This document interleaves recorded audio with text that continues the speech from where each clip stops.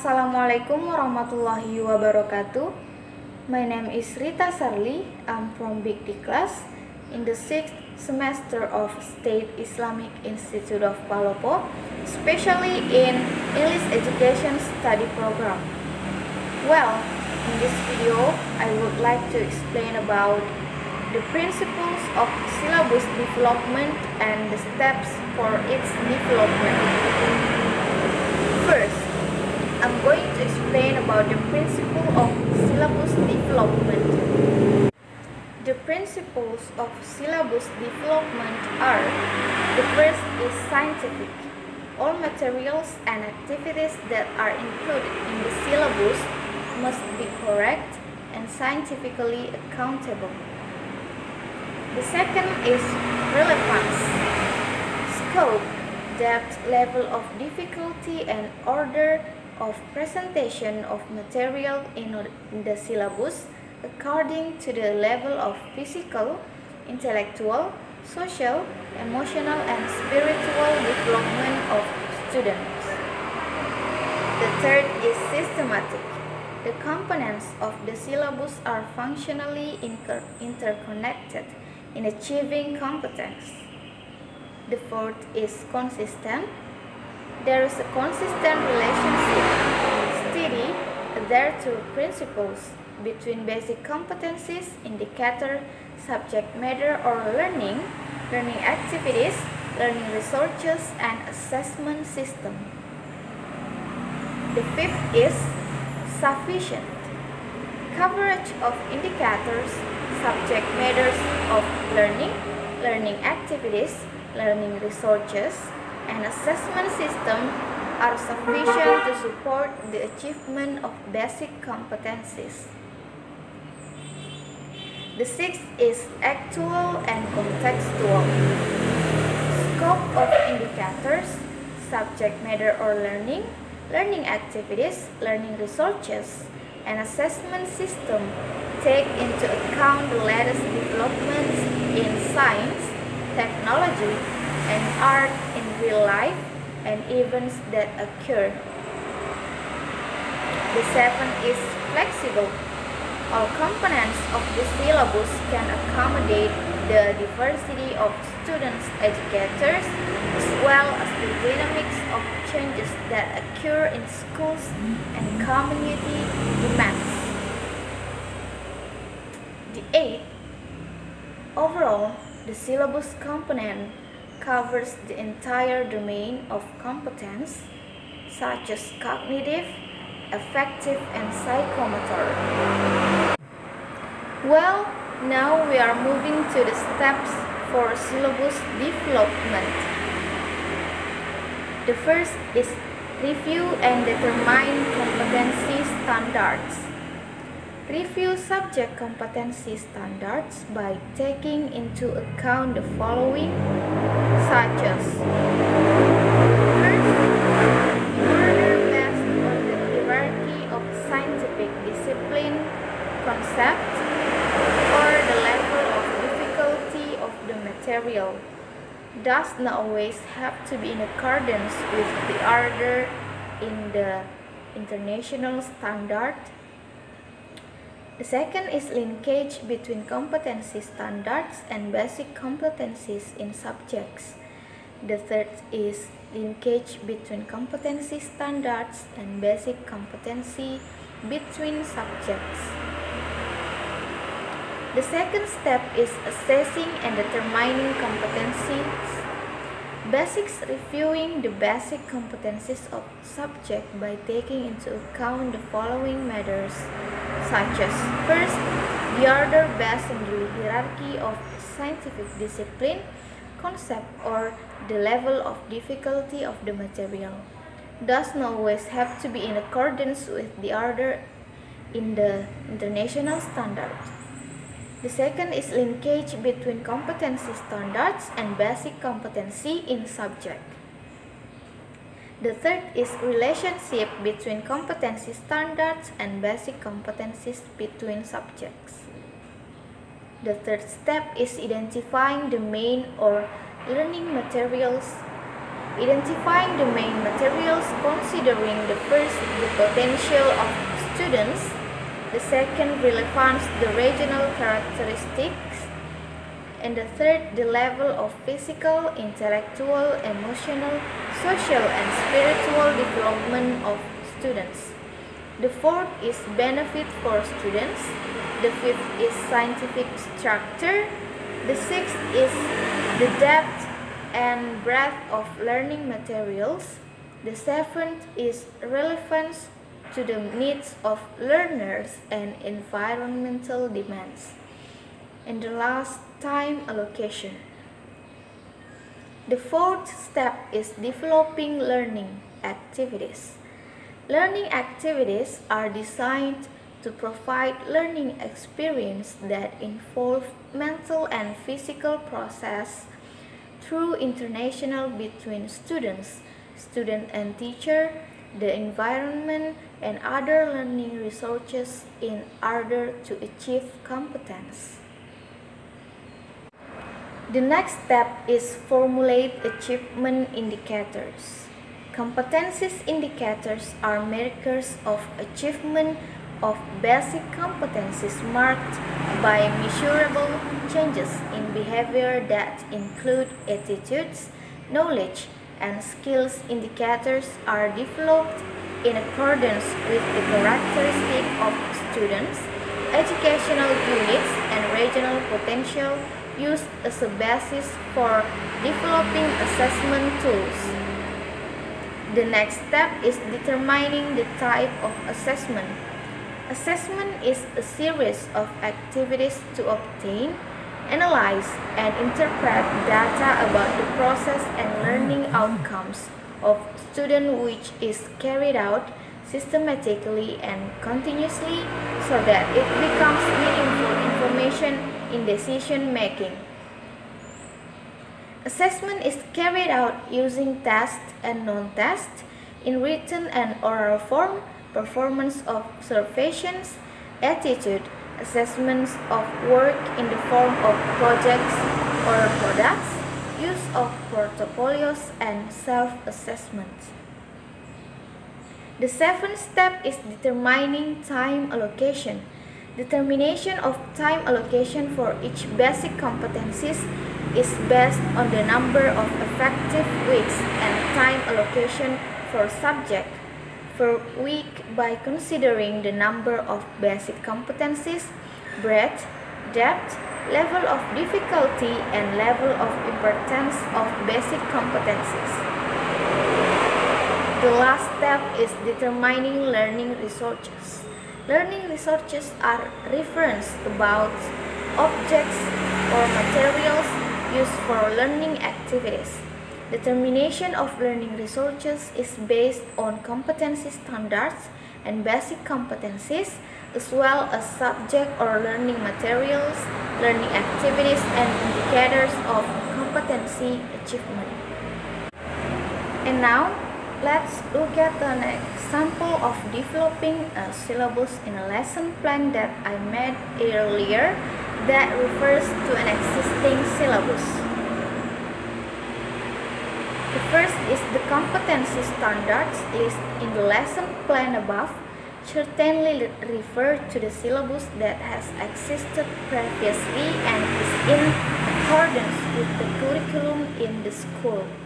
And as for the basic competencies that I raised in this lesson plan, they are memahami dan menerapkan pengetahuan faktual, konseptual, prosedural, dan metakognitif pada tingkat teknis dan spesifik sederhana berdasarkan rasa ingin tahunya tentang ilmu pengetahuan, teknologi, seni, budaya dengan wawasan kemanusiaan, kebangsaan, dan kenegaraan terkait fenomena dan kejadian tampak mata. And then, the basic competencies that become the references in the learning process in this lesson plan are described in the learning objective. The learning objectives of the basic competencies to be achieved are mengidentifikasi fungsi sosial, struktur teks, dan unsur kebahasaan teks interaksi, transaksional lisan dan tulis yang melibatkan tindakan memberi dan meminta informasi diri sederhana sesuai dengan konteks penggunaannya.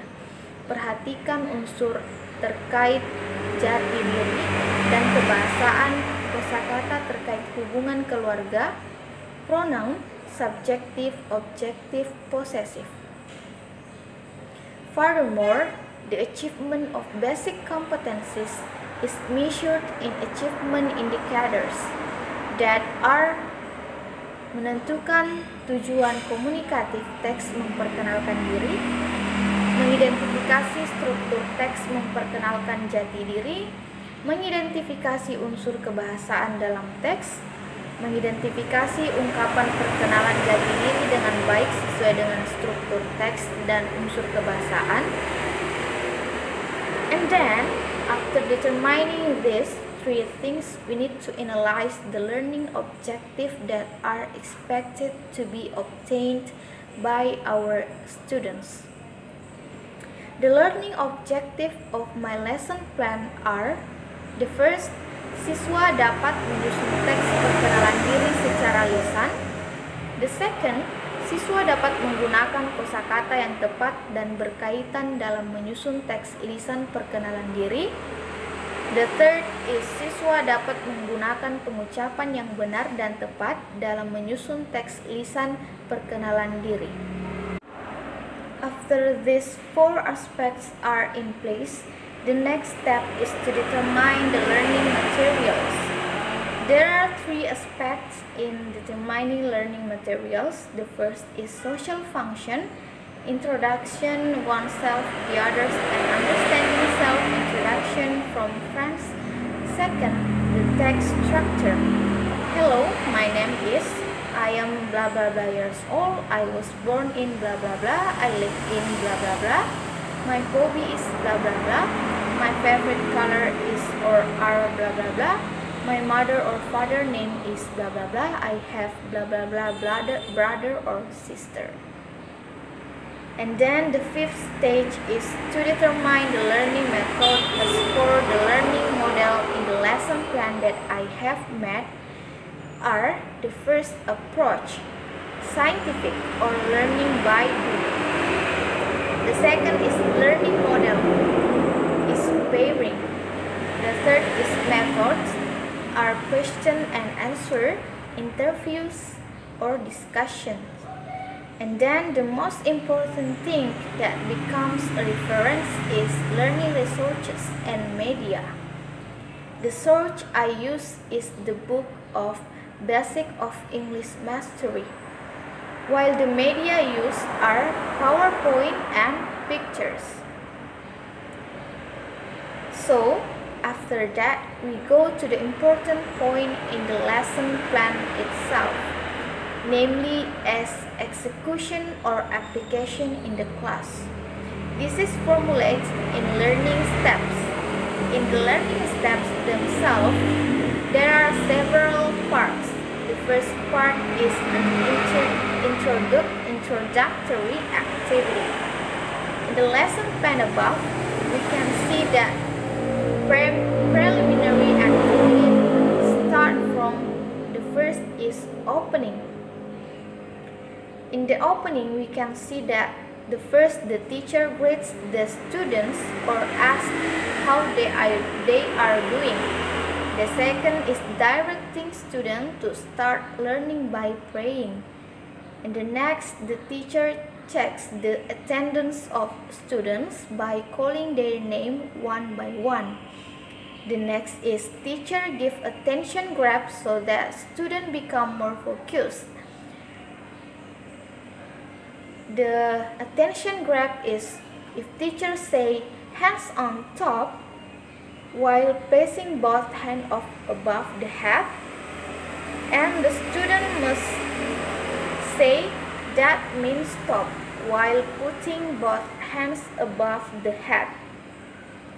The next is the teacher give an icebreaker which aims to make students not bored and can be more enthusiastic about participating in learning. The process with the introduction of the material. The first is the teacher gives attention grab so that students return to focus and the class is conducive again.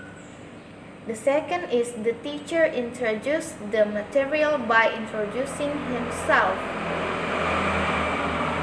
The task we can see in the PPT above.